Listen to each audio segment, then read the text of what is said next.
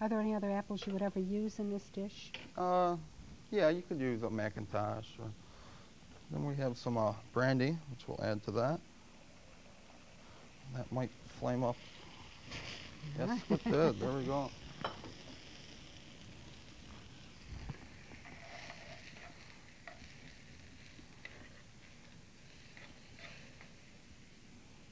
Okay.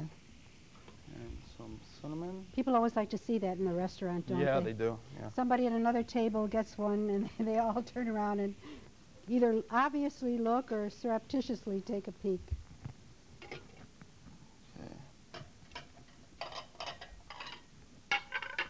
That's one of the highlights of eating out for some people. Okay, and we'll shut this off. We have some nice ice cream here we'll use.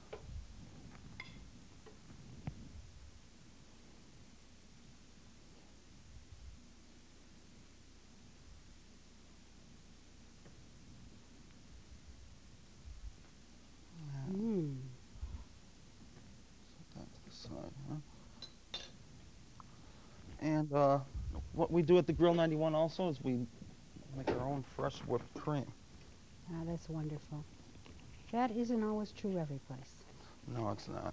And I think it's different. It's so It makes easy to a do. difference, doesn't it? Yes, it does. Absolutely makes a difference. And it's interesting, your combination of hot and cold. It's interesting in cooking that sometimes there are differences in colors on the plate that make it appealing. Sometimes difference in textures, like some soft, some harder things. And sometimes the difference in flavors and temperature, like the ice cream that is cold and the sauce that is hot sauce with apples and brown sugar. And what would we do without whisks? Right. And I'm surprised more places don't do this because it really doesn't take a lot of time.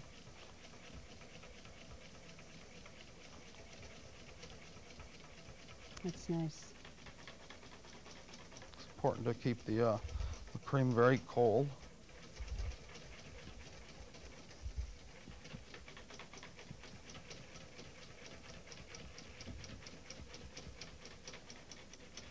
Now that's beginning to Yeah, that's beginning to thicken up.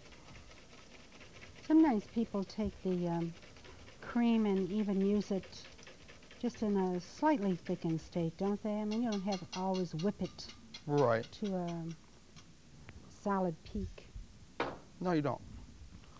And then we'll just take our banana mixture, our apples, put that on top.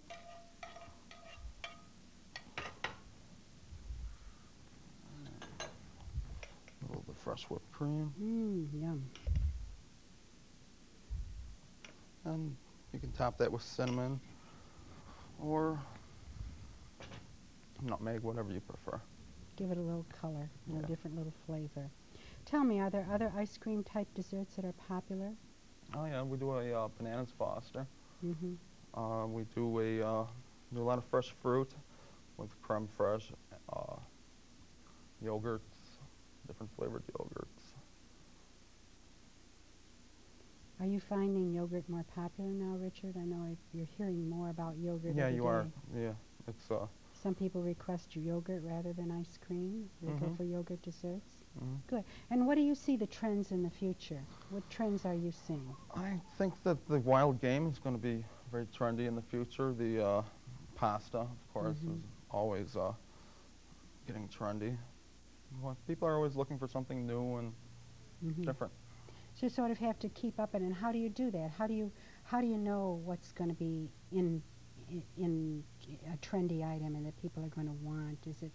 Well, usually the rule is whatever they're doing out in the West Coast. We're 3 years behind. So you keep an eye on what's going at the West Coast. What sells out there doesn't necessarily sell here. Not yet, but it eventually will. Eventually it does. Is it because people are traveling more, do you think, and they're getting around to different parts of this country and getting over to Europe? Plus there's an awful lot of cooking magazines out now. Oh, yes, we have a lot at the library. And I didn't bring any with me today, but I'm glad you mentioned it because the cooking magazines, the different recipes and the illustrations are wonderful, and there are a lot of them in the library, so have really great ideas. It seems to be a subject in which people are interested in reading about and watching. And we also have in the library videos of chefs cooking, and they're popular too. So as you say, that information is out there, but you're looking to other parts of the country and eventually knowing that it will come here. And perhaps in some ways you're a leader. Not many restaurants are serving wild boar. Right.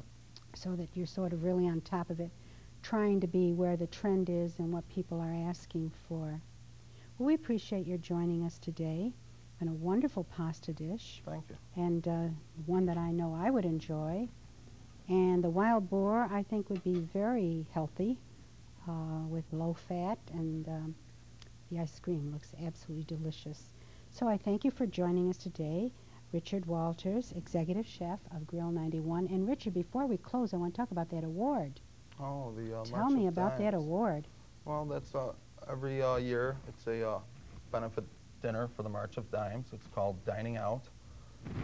And it's one restaurant trying to outdo another with elaborate foods.